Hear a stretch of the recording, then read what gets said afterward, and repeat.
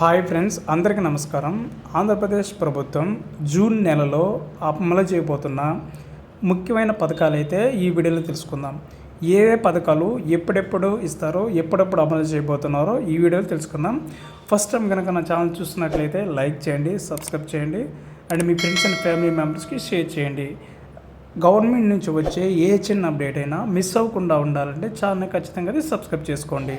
ఇక వీడియో చూసుకున్నట్లయితే ఆంధ్రప్రదేశ్ రాష్ట్ర వ్యాప్తంగా జూన్ నెలలో మంచి పథకాలని ఆంధ్రప్రదేశ్ ప్రభుత్వం అందించబోతుంది.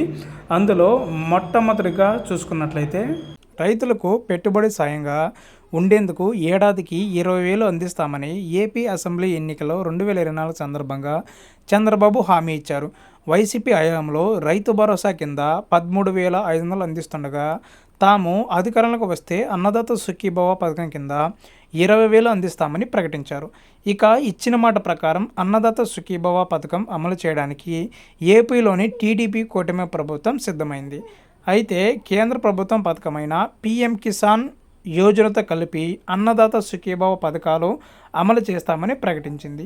పీఎం కిసాన్ యోజన కింద 6,000 అందిస్తుండగా దానికి రాష్ట్ర ప్రభుత్వం నుంచి 14,000 కలిపి ఏడాదికి 20,000 రూపాయలను అందిస్తామని ప్రభుత్వం వెల్లడించింది. ఏడాదిలో 3 విడతలుగా అన్నదాత సుఖీభవ కింద పెట్టుబడి సాయం అందిస్తున్నట్లు ప్రకటించారు.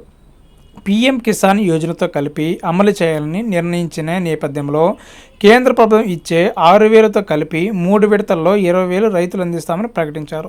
ఈ ఏడాదికి సంబంధించి పీఎం కిసాన్ యోజన తొలి విడత నిధులు కేంద్ర ప్రభుత్వం ఎప్పుడు విడుదల చేస్తే అన్నదాత సుఖీభవ కింద రాష్ట్ర ప్రభుత్వం వాటాను కూడా అప్పుడు విడుదల చేస్తామని ముఖ్యమంత్రి చంద్రబాబు నాయుడు ప్రకటించారు. కేంద్ర పథకమైన పీఎం కిసాన్ సంబంధించి 2,000 రూపాయలని ఈ జూన్ నెలలోనైతే కేంద్ర ప్రభుత్వం రిలీజ్ చేయబోతుంది.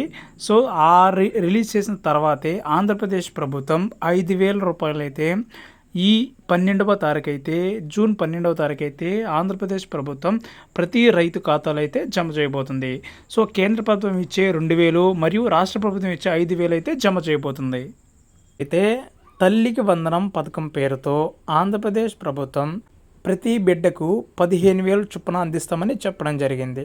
సో ఈ పథకం ప్రభుత్వం, ప్రైవేటు మరియు ప్రభుత్వ పాఠశాలలో 1 నుంచి 12వ తరగతి వరకు చదివే విద్యార్థులకు వర్తిస్తుంది.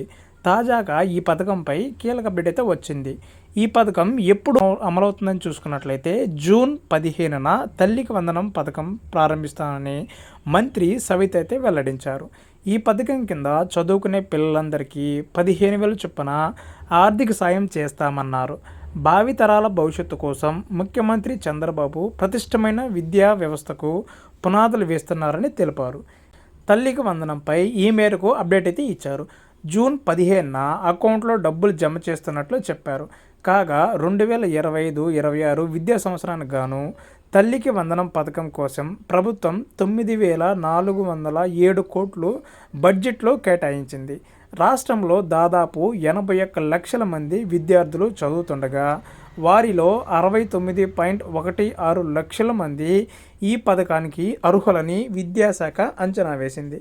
అయితే ఈ పథకం పొందడానికి విద్యార్థులు ఖచ్చితంగా 75% హాజరు కావాలని చెప్పారు.